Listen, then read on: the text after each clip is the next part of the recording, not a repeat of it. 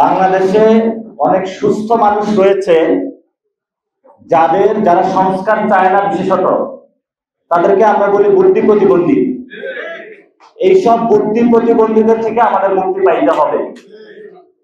এই জন্য আপনারা যারা প্রতিবন্ধী রয়েছেন, আপনাদের বুদ্ধি ঠিক আছে, আপনারা বাংলাদেশে চান যে একটি সংস্কার প্রক্রিয়া বাস্তবায়ন হোক, কিন্তু আমরা অনেকগুলো মানুষকে দেখি যাদের হাতও ঠিক আছে, পাও ঠিক আছে, চোখও ঠিক আছে, কিন্তু হলো চিন্তার মধ্যে একটু গলত রয়ে গিয়েছে। ওনারা বাংলাদেশে সংস্কার চায় না। এই জন্য জাতীয় নাগরিক পার্টির এই প্রতিবন্ধী যে উইং রয়েছে, আপনাদের একটি সংগ্রাম করতে হবে।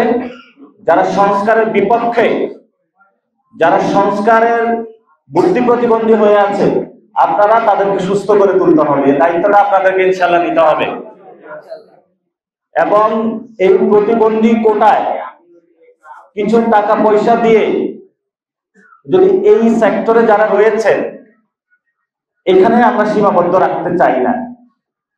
আমরা আপনাদের জন্য সোসাইটিতে প্রত্যেকটা জায়গাতে, প্রত্যেকটা ক্ষেত্রতে স্পেশাল স্ট্যাটাসের মধ্য দিয়ে এমন একটা প্রক্রিয়া আমরা যেতে চাই যেখানে আপনার সর্ব প্রক্রিয়ায় অংশগ্রহণ করতে পারবেন। আমরা এটা নিশ্চয়তা বিধান করতে চাই। এবং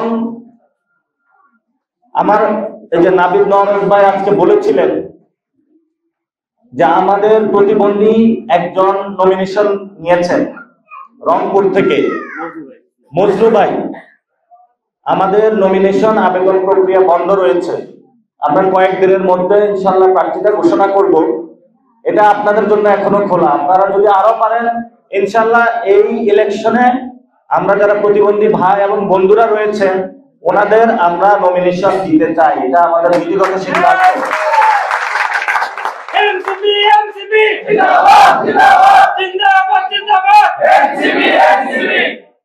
এবং আপনারা এই যারা প্রতিবন্ধী আমাদের ভাই এবং বোনেরা রয়েছেন,